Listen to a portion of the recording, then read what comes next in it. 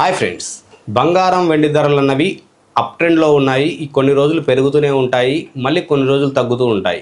బంగారం వెండి అన్నది ఒక ట్రేడింగ్ వస్తువు. మనం ఆర్నమెంట్గా వాడుతున్నాం, కానీ ఇది గ్లోబల్గా పెద్ద పెద్ద కంట్రీస్ అన్ని దీనిలో ట్రేడింగ్ చేస్తూ ఉంటాయి.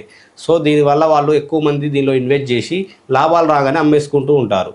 ఈ విధంగా వాళ్ళు ప్రాఫిట్స్ కోసం గోల్డ్ సిల్వర్లో ఇన్వెస్ట్ చేసి లాభాలు పొందుతుంటే, మనమేమో ఆర్నమెంట్స్ కొనుక్కొని మెడల్ వేసుకొని ఉన్న డబ్బులన్నీ దాని మీద ఇన్వెస్ట్ చేసి చేతిలో డబ్బులు లేకుండా మళ్ళీ బ్యాంకులో లోన్ల గురించి వెళ్తున్నాము.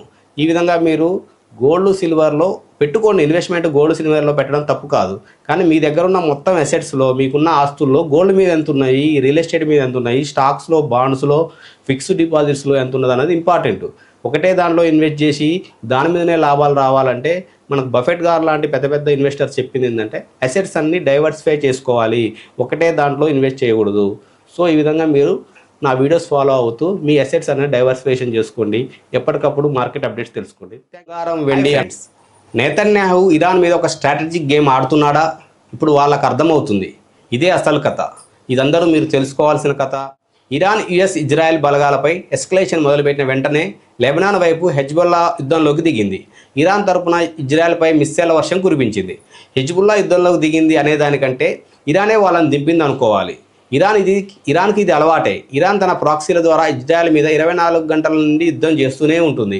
ఇజ్రాయెల్ ఎప్పుడూ పలు దిక్కుల యుద్ధం చేస్తూనే ఉంటుంది. గుర్తుంచుకోండి, 2024 చివరిలో ఇజ్రాయెల్, లెబనాన్ మధ్య ఒక కాల్పుల విరమణ ఒప్పందం జరిగింది. ఆ ఒప్పందాన్ని హెజ్బుల్లా ఉల్లంఘించింది. దానికి ప్రతిగానే నెతన్యాహు దక్షిణ లెబనాన్లో సైన్యాన్ని మోహరించి తీవ్రంగా దాడులు ప్రారంభించాడు.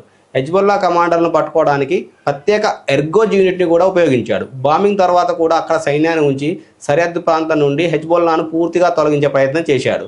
లెబనాన్ లోపలకు దాదాపు చాలా కిలోమీటర్లు ఇజ్రాయెల్ సైన్యం చొచ్చుకెళ్లి స్పెషల్ ఆపరేషన్లు కూడా చేస్తుంది. ఇదిలా ఉండగా కాల్పుల విరమణ ఒప్పందాన్ని ముందుకు తీసుకొచ్చింది.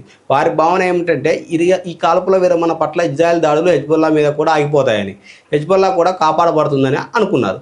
కానీ నెతన్యాహు నిశ్శబ్దంగా గమనించాడు. అమెరికా ఇరాన్ కాల్పుల విరమణ ఒప్పందం అంగీకరించిన వెంటనే తన మిసైళ్ల దిశను టెహ్రాన్ నుండి దక్షిణ లెబనాన్కు వెంబలించాడు. హెజ్బుల్లాపై దాడులు కొనసాగించాడు. 10 నిమిషాల్లో వందల కొద్ది బాంబుల వర్షం కురిపించాడు. ఇజ్రాయెల్ లెబనాన్ రాజధాని బీరుట్ మీద ఆయన భీకర దాడి చేసింది. ఈ దాడుల ఫలితంగా భారీ సంఖ్యలో ప్రాణనష్టం జరిగింది. ఆసుపత్రులు కూడా కిక్కిరిసిపోయాయి. ప్రజలు కూడా శిథిలాల మధ్య చిక్కుకుపోయారు. హెజ్బుల్లా, లెబనాన్ ఆశ్చర్యపోయి అడిగారు, కాల్పుల విరమణ ఒప్పందం కుదిరింది కదా, నెతన్యాహు దీనికి ఏం సమాధానం ఇచ్చారు? అది అమెరికా, ఇరాన్ మధ్య మాత్రమే, ఇజ్రాయెల్, లెబనాన్కి కాదు. వారు కాల్పుల విరమణ ఉల్లంఘించారు, తగిన మూల్యం చెల్లించాల్సిందే అని ఇజ్రాయెల్ చెప్తుంది. దీంతో ఇరాన్ ఆగ్రహం వ్యక్తం చేసింది. అమెరికాకు అడిగింది అదేమిటని. అయితే అమెరికా కూడా అదే చెప్తుంది, ఈ కాల్పుల విరమణ ఒప్పందంలో లెబనాన్ అంశం లేదు అని. ఇక్కడ అమెరికా కూడా నెతన్యాహు ఆటలో ఒక చిన్న పాక్కు ముందు పంపిన మెసేజ్లో లెబనాన్ ఉంది, తర్వాత నిశ్శబ్దంగా పీకేశారు. పాక్ ప్రధాని తింగరోడు పోస్ట్ మ్యాన్ పనిలో బిజీగా ఉండి ఏమేమి మెసేజ్ ఫార్వర్డ్ చేస్తున్నాడో కూడా పట్టించుకోలేదు. ఇంతలో ట్రంప్ కాల్పులు ఇచ్చిన 24 గంటల లోపే ఇజ్రాయెల్ దాడులకు ప్రతిగా ఇరాన్ కూడా స్ట్రైట్ ఆఫ్ హార్ముజ్ని మూసేసింది. గ్లోబల్ ఎనర్జీ సరఫరాలపై ప్రభావం పడే పరిస్థితి. ఇరాన్ స్టాన్స్ ఏంది? ఇక్కడ తమ ఆధిపత్యం లేకుండా హార్ముజ్ తెరవదు. ఇజ్రాయెల్ స్టాన్స్ హెజ్బుల్లా పూర్తిగా తుడిచిపెట్టే వరకు దాడులు ఆపదు. అమెరికా ఏమంటుంది? ఇరాన్కు దీర్ఘకాల హామీలు ఇవ్వదు, యుద్ధం ఆపినట్లే ఆపుతారు. ఇజ్రాయెల్ అమెరికా మాట విన్నట్టు కూడా నటిస్తుంది. ఇక్కడ జేడీ వాన్స్ ఏం చెప్తున్నాడు? కాల్పుల విరామ అంశంలో లెబనాన్ అంశం ఎప్పుడూ లేదు.